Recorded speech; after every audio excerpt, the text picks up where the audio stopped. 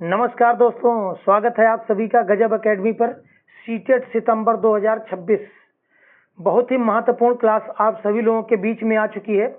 Math paper 1 की class ये primary 1 to 5 के लिए देखेंगे। आज के क्वेश्चन देखेंगे, महत्वपूर्ण क्वेश्चनों की श्रृंखला में ये एक ऐसी क्लास होने वाली है जो बिल्कुल आपको मजा आ जाएगा। आप ये देखेंगे कि क्वेश्चनों का लेवल कैसा है और आप क्वेश्चन अगर साथ साथ हल करेंगे तो हम ये देखते हैं कि आप कितने हल कर पाते हैं, और साथ साथ ही कोशिश किया करिए हल करने की। तो अच्छे लेवल के क्वेश्चन है, प्रीवियस ईयर के मिक्स क्वेश्चन रखे गए हैं। सिलेबस के अकॉर्डिंग जो भी क्वेश्चन है, सभी सिलेबस के अकॉर्डिंग क्वेश्चन को रखा गया है। अब लेवल को धीरे धीरे बढ़ाने का समय भी आ चुका है और धीरे धीरे क्वेश्चन जो है बढ़ाए भी जा रहे हैं। तो बस आपसे रिक्वेस्ट यही है कि आप चैनल को सब्सक्राइब कर लें और ज़्यादा से ज़्यादा लोगों में शेयर करिए। चलिए देखते हैं, आपका भी मूड बन चुका है सवाल लगाने का। पहला क्वेश्चन, गुणनफल 1109 इंटू 505 में से कौन सी संख्या घटाई जाए कि ताकि ये 50-50-50 प्राप्त हो जाए। यानी इन दोनों के गुणनफल में कौन सी संख्या हम घटाएं कि इतना प्राप्त हो जाए। बहुत अच्छा क्वेश्चन है, चलिए देखते हैं। लिखा है 1109 इंटू 505 में कौन सी संख्या घटाएं। तो हमने माना कि हमने x घटा दिया। जब x घटा दिया तो प्राप्त क्या हो रहा है, प्राप्त ये हो रहा है भैया 50-50-50 ये प्राप्त हो रहा है। अब जब इन दोनों का 1109 और 505 इनका गुणा करोगे तो आएगा कितना, 560045 और माइनस का x बराबर 50-50-50। यहाँ तक कोई प्रॉब्लम नहीं हुई। क्वेश्चन ने यही कहा भी है कि इन दोनों के गुणनफल में कौन सी संख्या घटा दें कि ये प्राप्त हो जाए। तो हमने भैया इन दोनों के गुणनफल में x घटा दिया तो ये प्राप्त हो रही। अब दोनों का गुणा कर दिया तो इतना आ गया। अब देखिए इसको हल करना है, कैसे हल करेंगे, देखिए कैसे हल करते हैं। अब ये जो लिखा है 560045, अब ये प्लस का है, इधर ले आओ तो माइनस का हो जाएगा 505050। अब ये माइनस का x है भैया, उधर जाएगा तो प्लस का x हो जाएगा। इनको जब आपस में घटाओगे तो आएगा 54995। घटाने के बाद इतना अपना आंसर आ जाएगा, यानी 54,995। 54,995 ऑप्शन नंबर कौन सा है, बी वाला है। अब घटा तो लेंगे ही, आप घटाना तो केवल घटाना ही है, तो ये आपका सही जवाब हो जाएगा। साथ साथ लगाते चलिए, देखते हैं आप कितने क्वेश्चनों को लगा पाएंगे। इसके बाद क्वेश्चन नंबर 2 देखते हैं। बहुत ही अच्छा क्वेश्चन है। 4 और 2/3 समकोणों में डिग्रियों की संख्या बताइए। यानी 4 और 2/3 समकोणों में डिग्रियों की संख्या बताना है। तो हम ये देखें कि एक समकोण में कितने डिग्री होते हैं। तो एक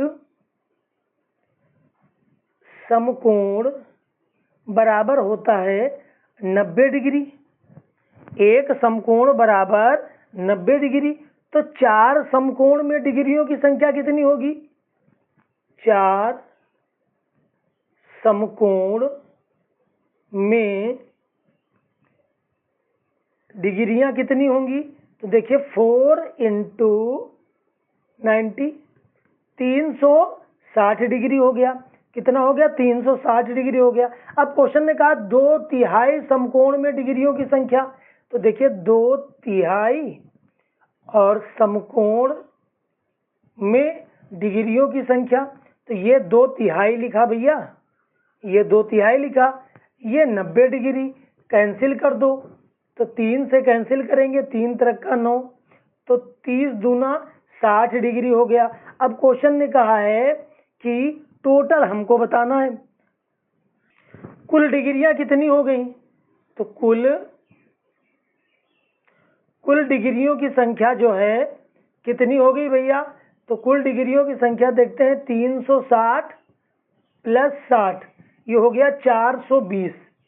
कुल 420 डिग्रियां हो गई। ऑप्शन नंबर ए वाला बिल्कुल सही जवाब हो जाएगा। उसके बाद क्वेश्चन नंबर नेक्स्ट देखते हैं। क्वेश्चन नंबर 3 क्या है?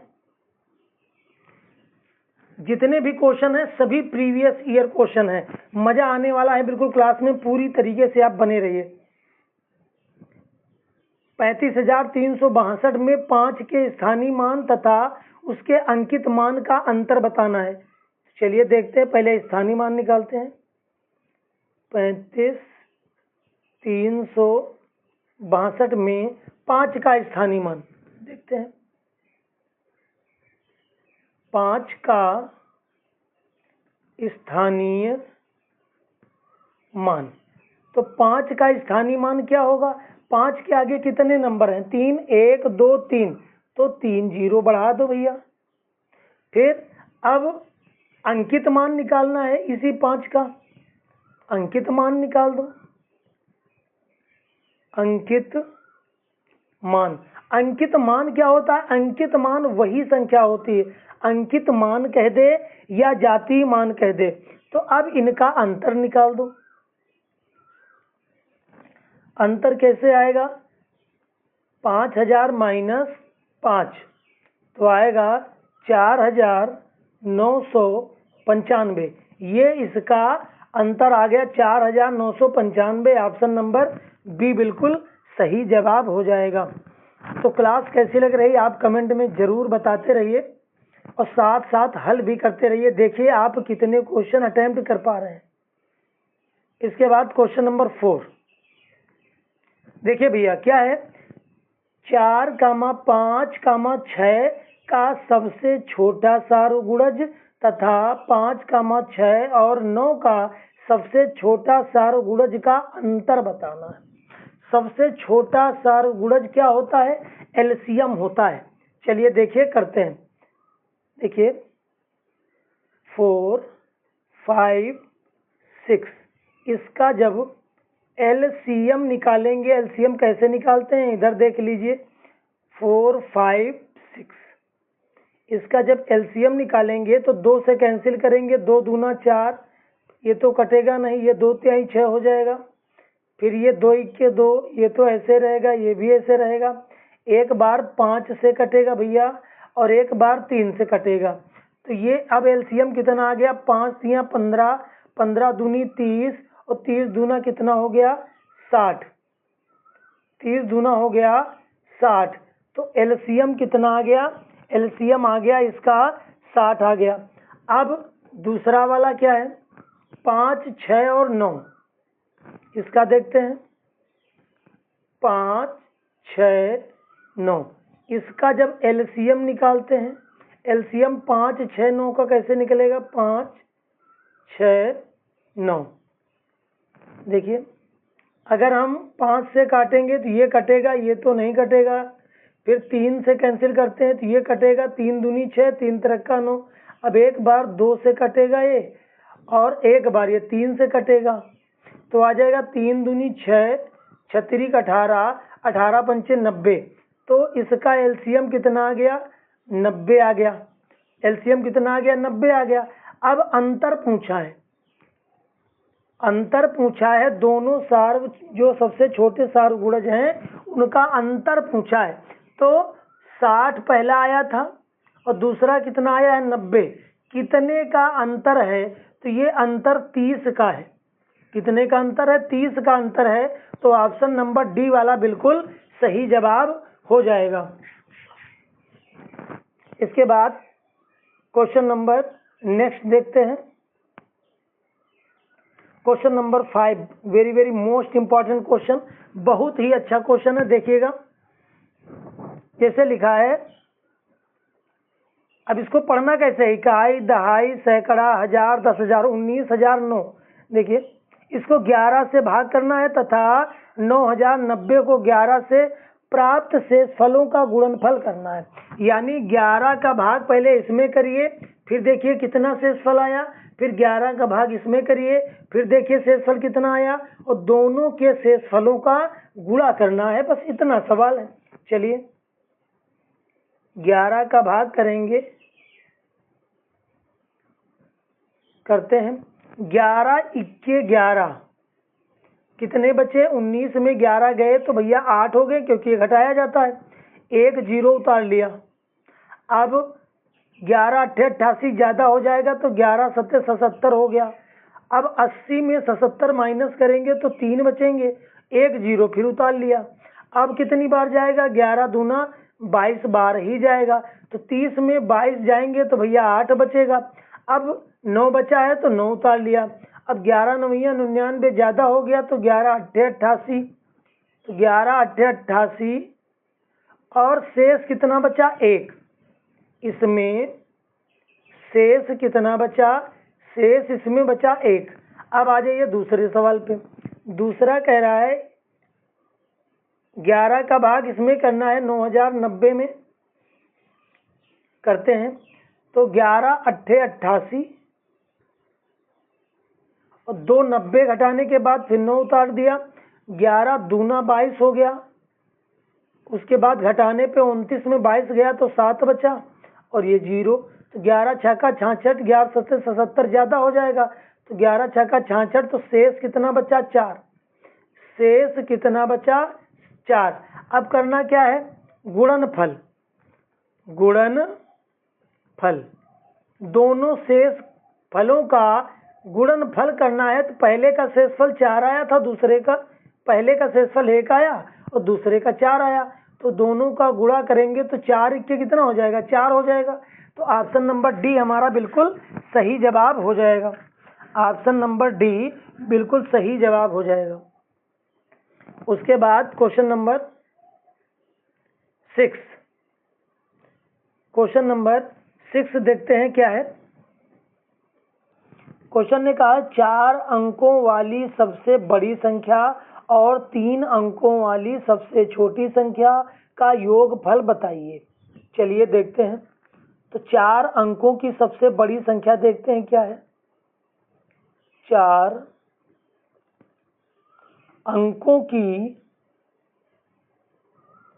सबसे बड़ी संख्या क्या है? 9999। 9999 4 अंकों की सबसे बड़ी संख्या हो गई। अब 3 अंकों की सबसे छोटी संख्या देख लेते हैं। 3 अंकों की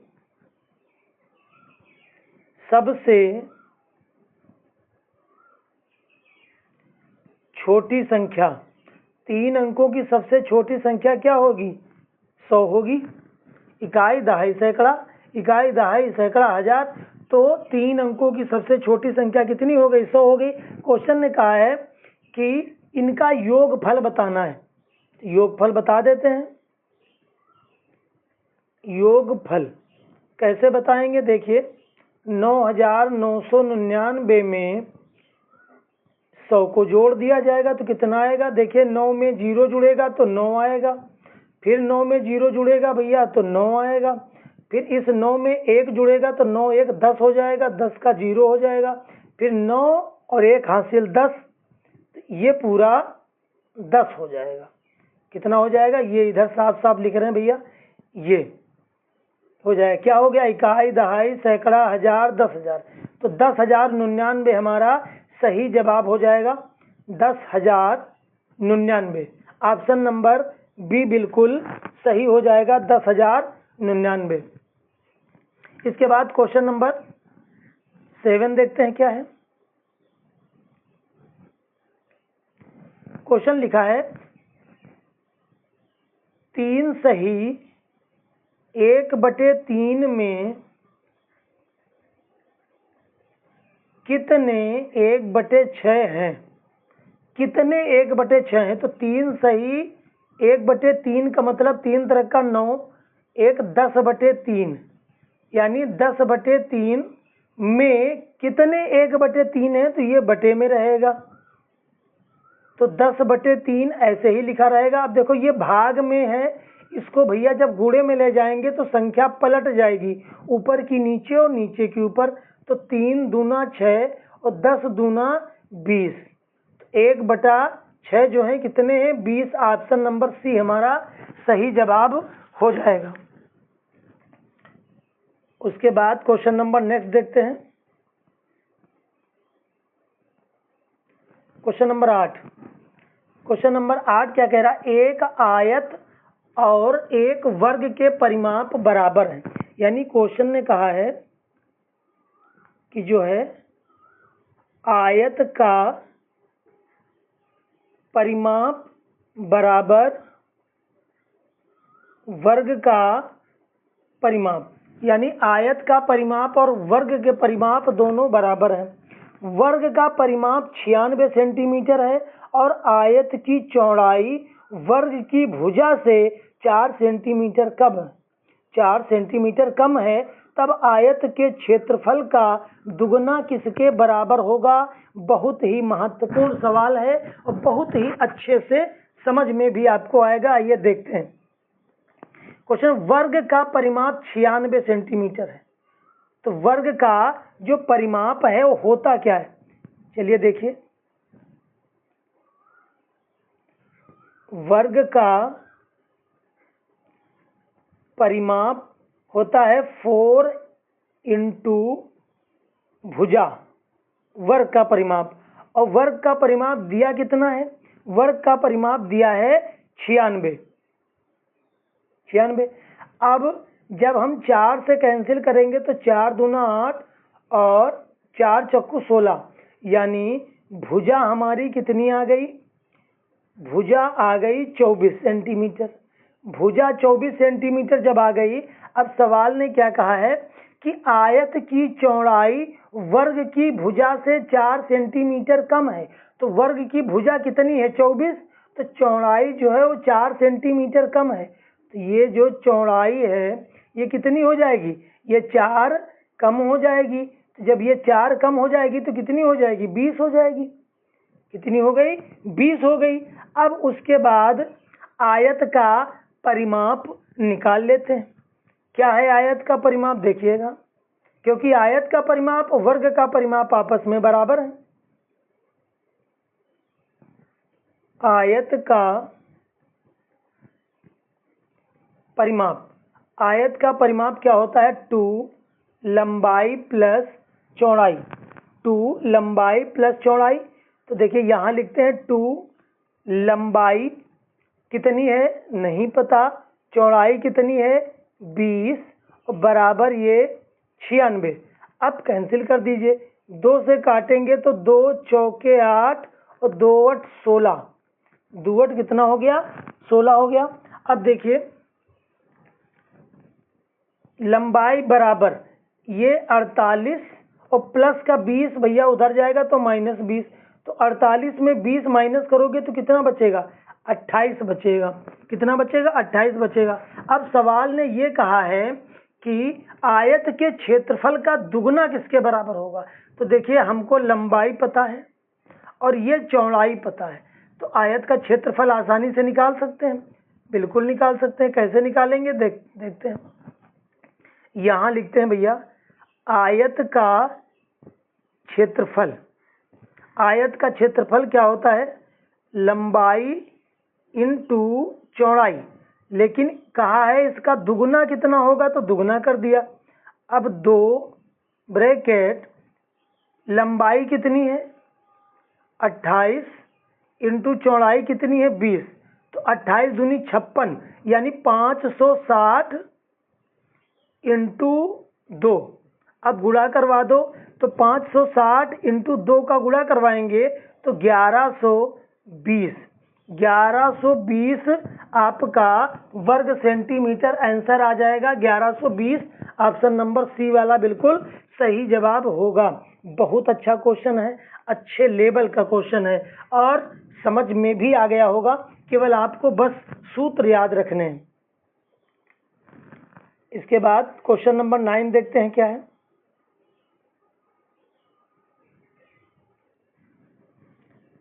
स्थानीय मानों का जो है योगफल निकालना है। देखिए भैया निकालते हैं। लिखा है 6251, 6251, फिर लिखा है 6521, 6521, फिर लिखा है 5621, 5621।